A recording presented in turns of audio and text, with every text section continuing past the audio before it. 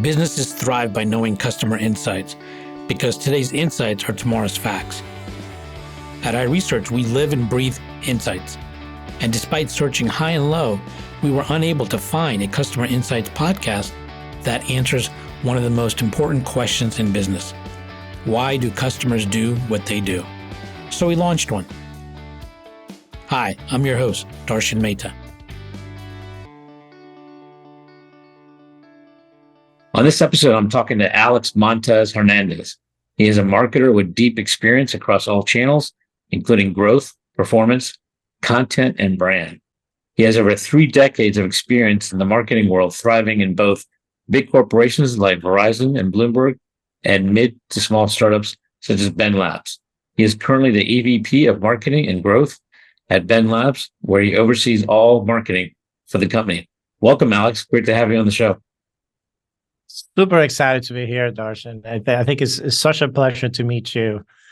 I love the subject of your podcast, but also I think few people are as interesting as you are. So I hope to keep up with you, as we keep on talking here. Well, we're going to learn more about you on this episode. So I always like to start off, often when people come to their point in their career at this stage, I think there's been several aha moments that have gotten them there.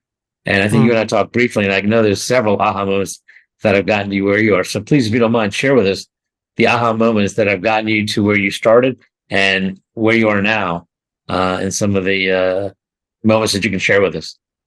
I am originally from the Dominican Republic, and I moved to New York City at 12 years old. And as immigrants, I don't think a lot of people realize it's just how close to entrepreneurship immigrants are, and how many of them actually engage in a lot of actual entrepreneurship. And I think there were so many lessons. But I moved to Washington Heights, which back in the mid-90s wasn't a nice and cuddly place. And I remember my father telling me, this may not be as nice, or other people don't think about this neighborhood or where you live or your house or your apartment as nice or great, but it is much better than where we come from. So why don't we just, take these lemons and make some lemonade? And that has been one of my mottos in like my entire career. But an early story on how this worked was like, as I was having my first job and back in 2007, I used to work at AIG, the company that had the big bailout, broke the entire economy, kind of similar to what's going on now, but worse, right? Like it was clear we were in a recession. Right now, things look unclear. My father worked at his grocery store, and we're seeing how the economy is kind of like failing all over. And we're looking around, and I was like, is there any opportunities here? And my father tells me, probably the price of this grocery store has decreased. Maybe this is the opportunity for us to buy. Maybe this is the opportunity for us to own. So, back in 2007, we made our first acquisition, or I've owned my first business. And that was pretty much really looking through on like, what? There's always an opportunity. There's always a platform.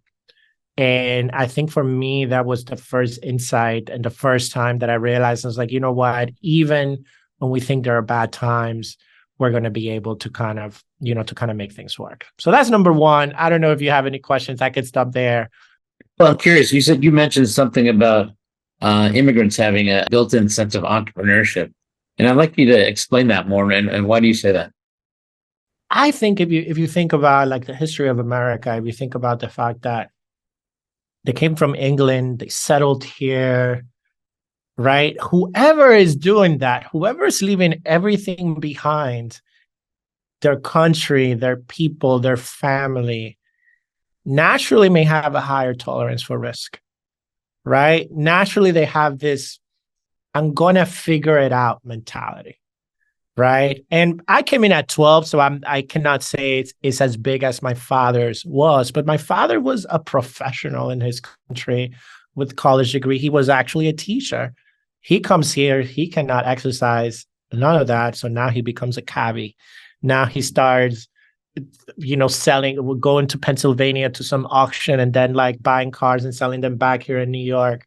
eventually, he starts working at a grocery store. And while he's at a grocery store, he goes like, all right, as the owner, can I sell some things on my own? Can I sell phone cards and things like that? And what you've learned is when I look around at all my other friends that, their parents are immigrants, very few of them are going to come here and they're going to get like this white collar job. A lot of them, I find, at least in my personal experience, come in and they may not be building the next Microsoft, they may not be building the next, Apple, but they're doing entrepreneurship. They're working on their own and they're finding ways for their families to exceed whatever they've done.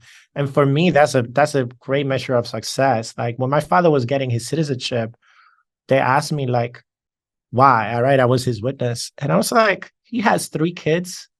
All of them went to college. He barely speaks English. Like, what other accomplishment can you do? So I think immigrants bring it a really big self, and especially my father, who's no longer with us. He left me with a lot, right? And that was one of the aha moments. And yeah, the second aha moment when you're ready also comes a lot from him. So yeah. Let me know any other questions.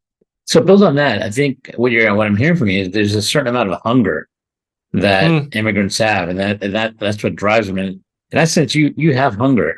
So how is Oh, that? hell yeah. How has that shaped you and even created aha moments for you as a result of your hunger? As a kid, I grew up going to my grocery store, to my father's store where he was an employee.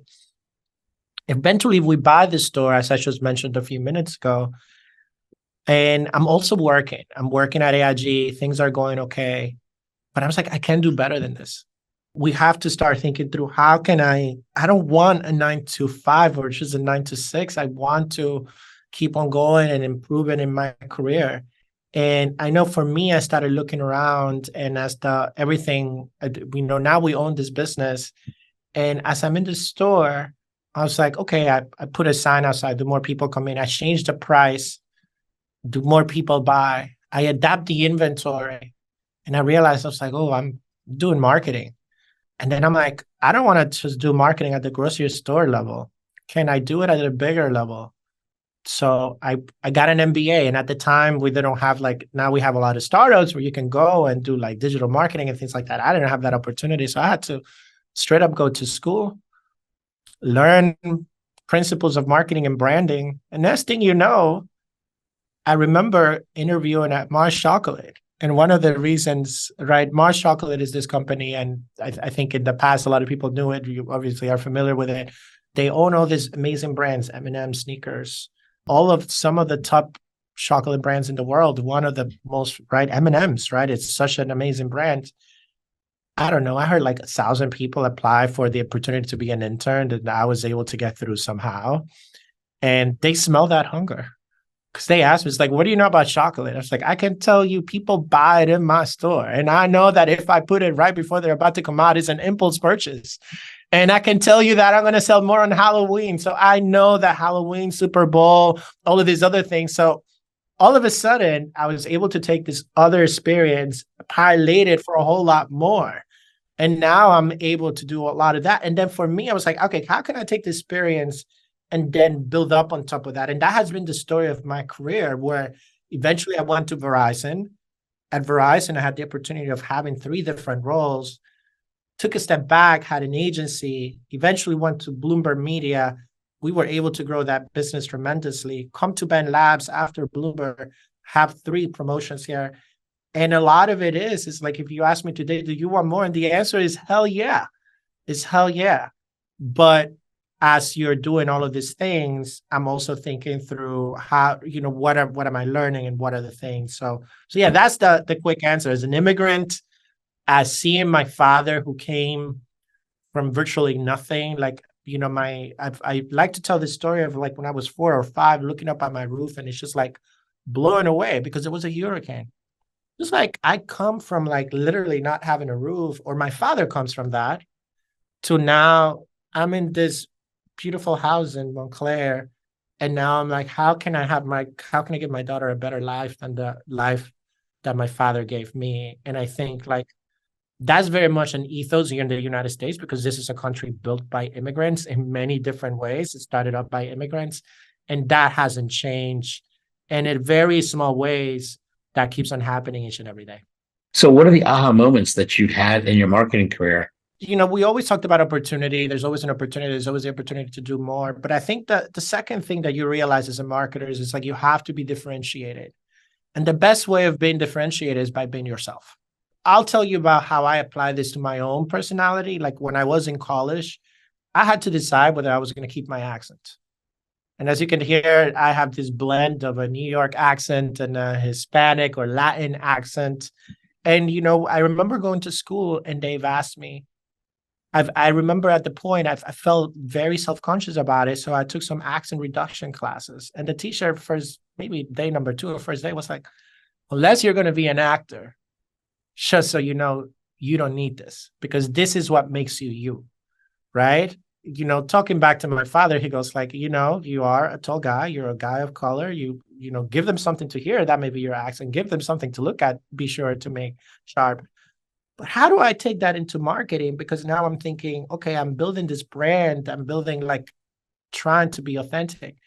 And as I said before, I started my career in brand, but very early on, I realized there's going to be a lot of competition because people have been doing this for ages now. I don't know when modern marketing got started, but at least 1800s, the ideas of brand and all of that. And I was like, how can I be differentiated outside of this accent and outside of look and feel? And for me, the main thing that I did earlier on in my career that allowed me to explode was like, you know what? I am going to switch to more of a quantitative side of marketing, right? So for me, I'm going to do that. I'm going to really think through, now they call it growth, now they call it performance marketing. But when I started doing it, there was no name for it. I just knew that I was like, I have this background in brand, but if I understand what the agencies are doing just as well or better than them, I'm going to have something. So I started taking classes. I started trying veering towards roles where I can manage money, I can manage budget. And the end result was that I started getting promotions a little bit faster. I think that was insight or aha moment number 2, right? Like you have to, in a way, you have to have this triangle of what you like, what you're really good at, and what other people will pay you for. And if you think about that and if you start thinking about like how to apply that to your career, that's the best way to succeed, right? Think about the opportunity, think about like how to be differentiated. And so I think that was the main thing that I applied. How can I apply leverage in a differentiated way in something that the market is paying? Because there were a lot of brand marketers that have been doing it for plenty of years, not as many people on growth and performance. Being able to combine the two, storytelling, positioning, messaging with measurement, I think was a game changer for me. So I think that was the biggest insight. Second insight was even within bigger companies, there's always a key project. So within big companies, right? So if you think about at Verizon, everybody was working on like, hey, this is a device, we're going to launch the iPhone, that's a thing, tons of competition there. But then I was able to get into this project called Go 90, where by virtue of me being there, and not being, it was a key project, but it was a very small portion of the revenue of Verizon, right? Which is a 200 billion in revenue.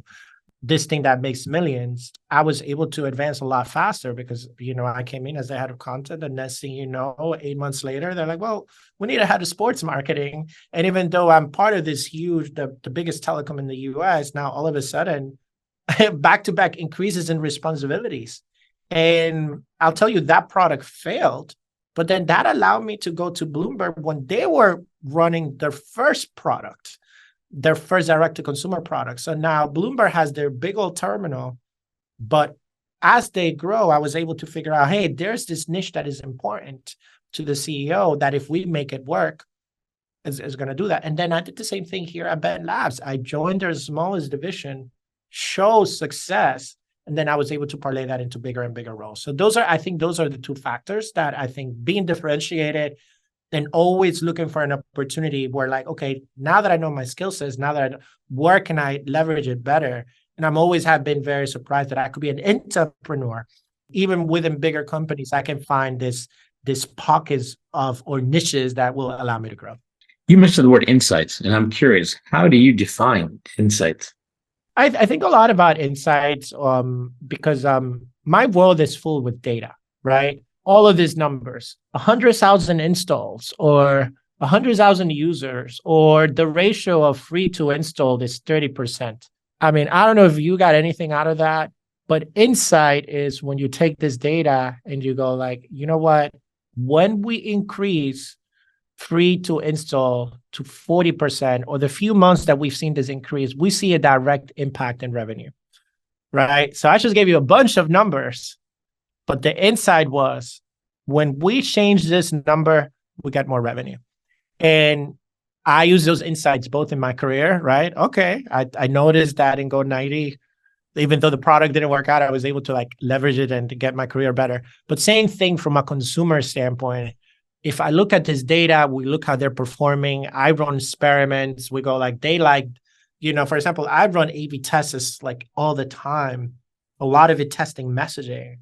But the inside of that, it wasn't like this message won, but it's also like this value proposition appeals more to our customers. So that is kind of like a big part of what I do, both for my career, but also for my job. Tell me a little bit about the work you're doing at BENlabs.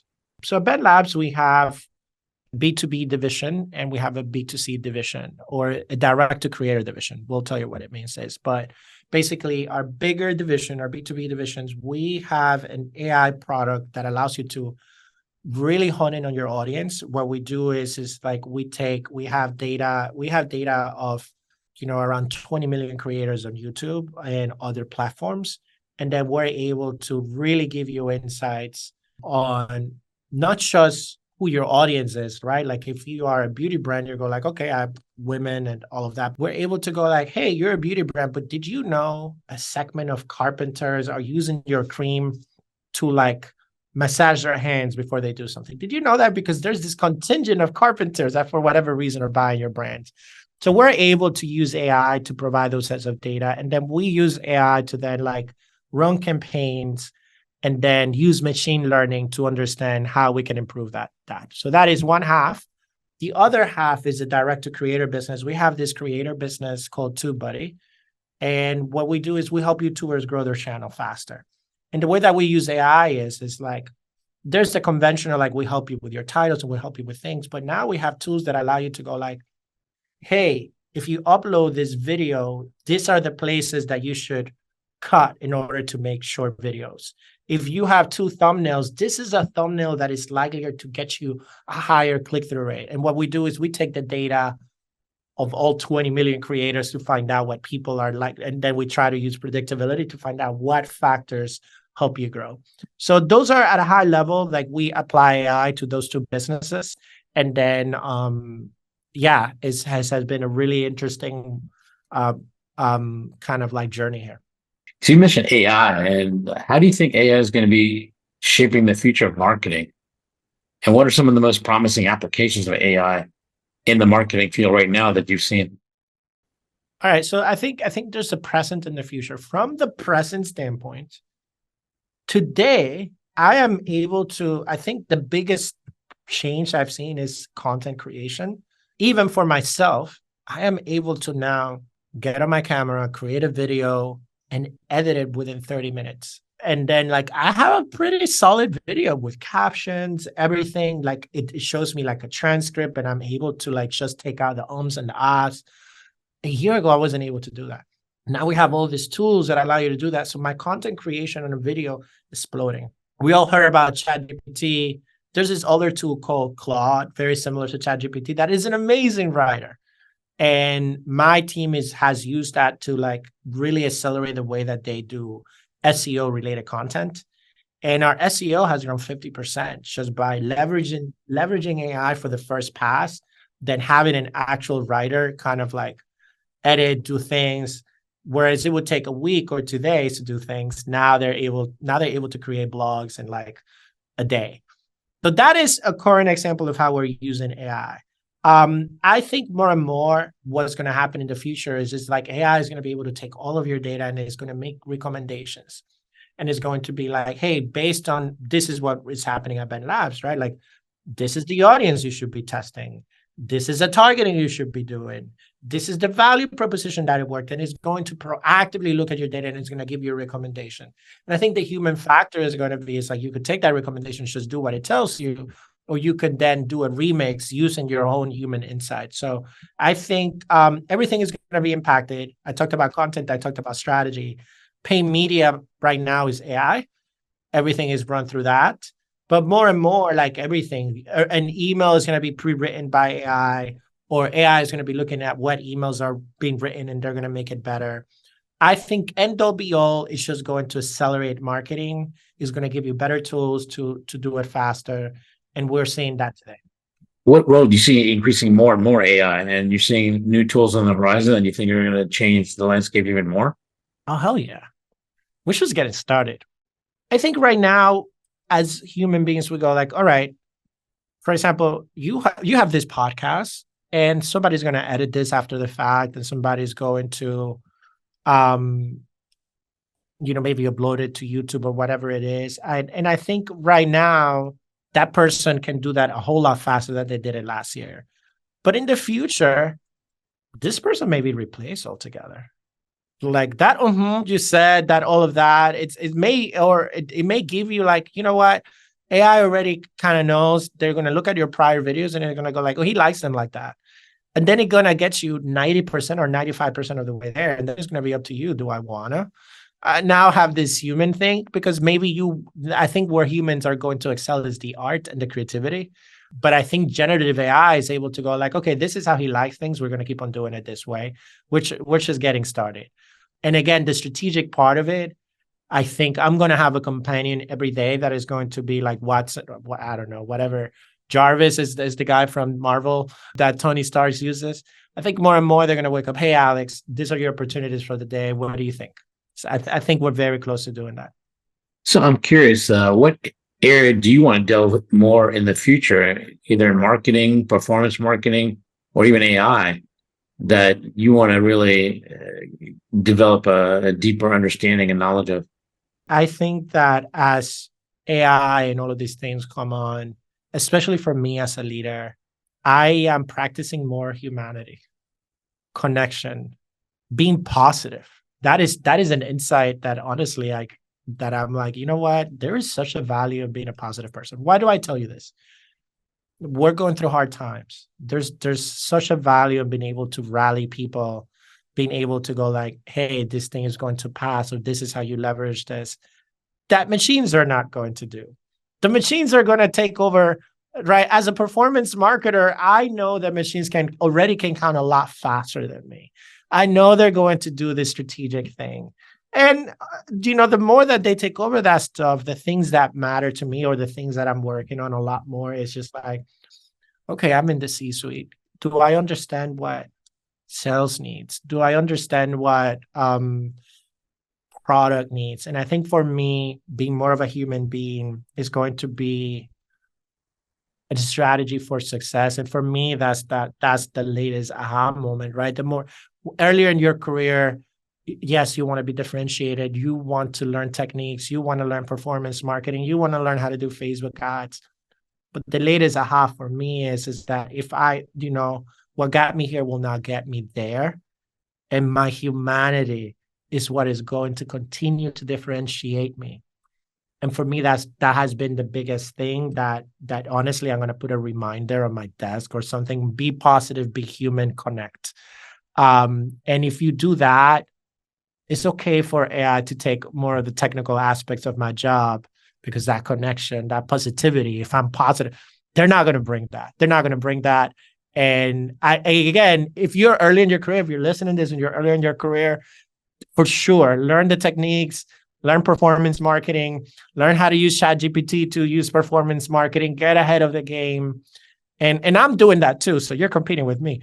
But I'm also doing this human thing. I'm also doing this stuff where I don't just want to show up and just talk numbers and zeros and cents. I hope that if people listen to this and they take something away, is that your humanity, your ability to connect, kindness, are the things that people are going to remember. The stories I remember, my father, he wasn't an easy guy. There are tons of stories about him cursing people out because they were smoking in front of his stores and getting, but that gives you character, right? Like people still till this day, hey, here's some cake in the name of your father.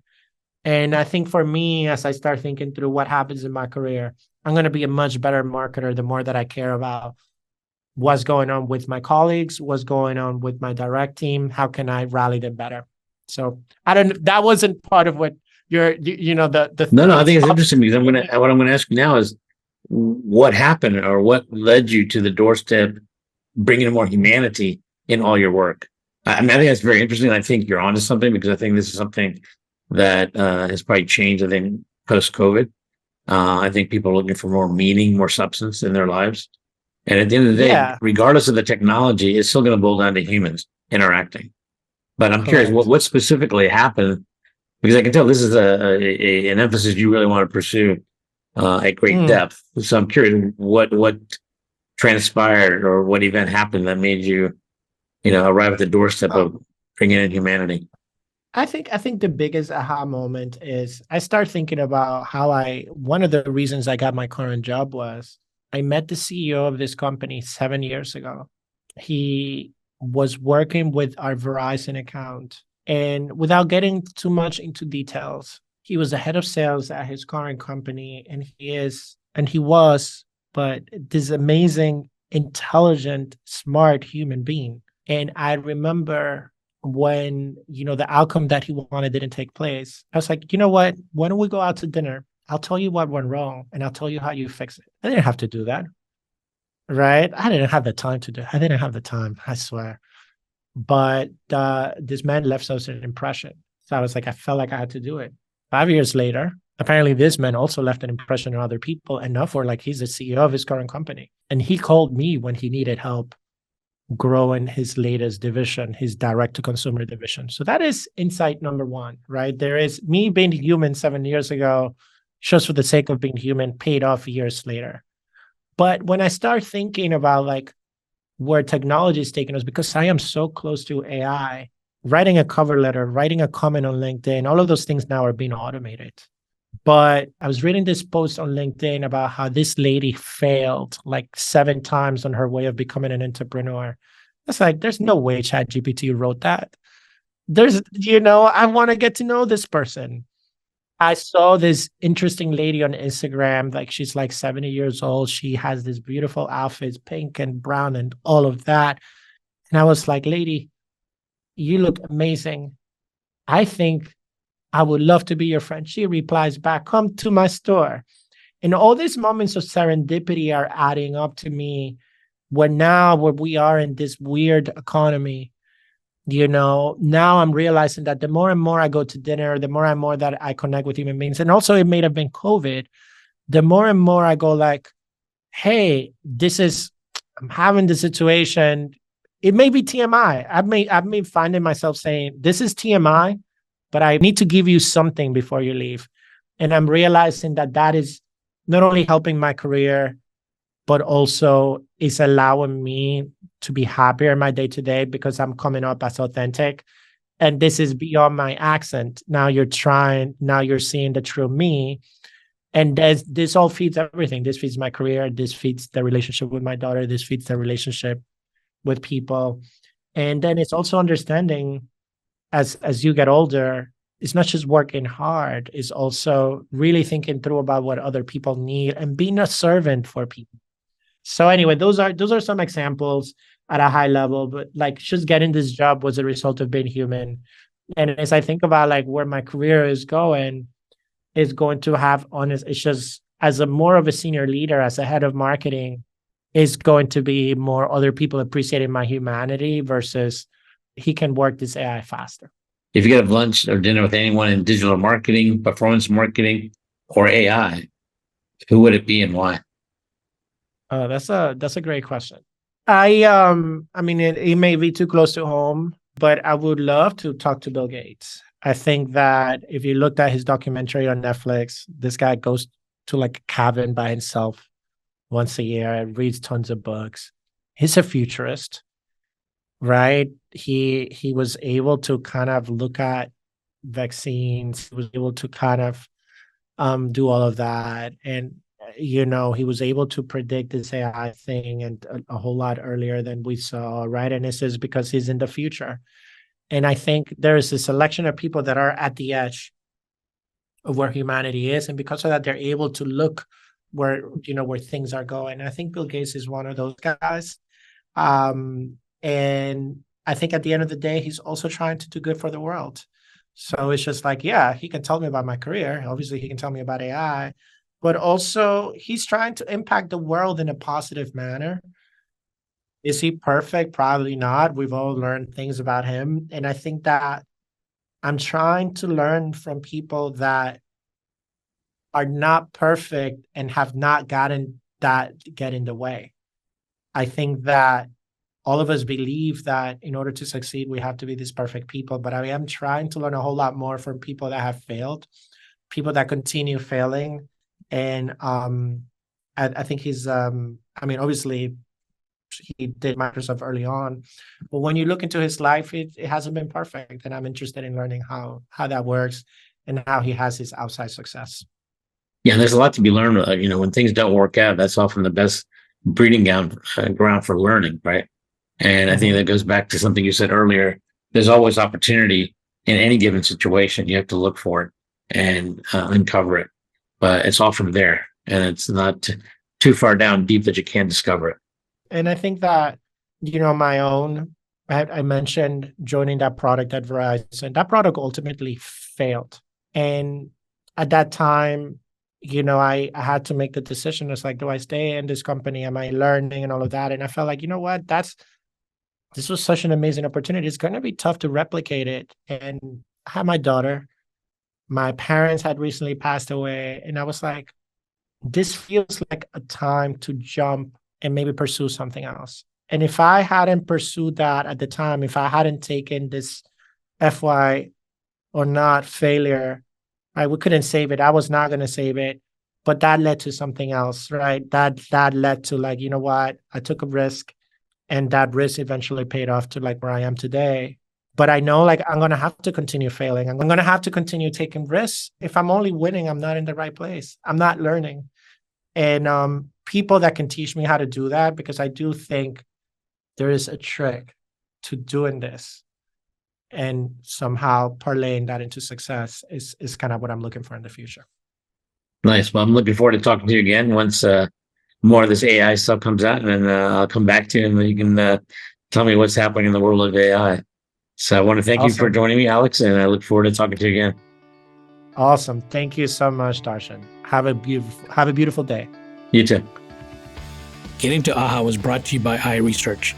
To find out more about us, head to iResearch.com and make sure to search for Getting to AHA in Apple Podcasts, Spotify, and anywhere else podcasts are found. And don't forget to click follow to ensure you don't miss any future episodes. Thank you for listening.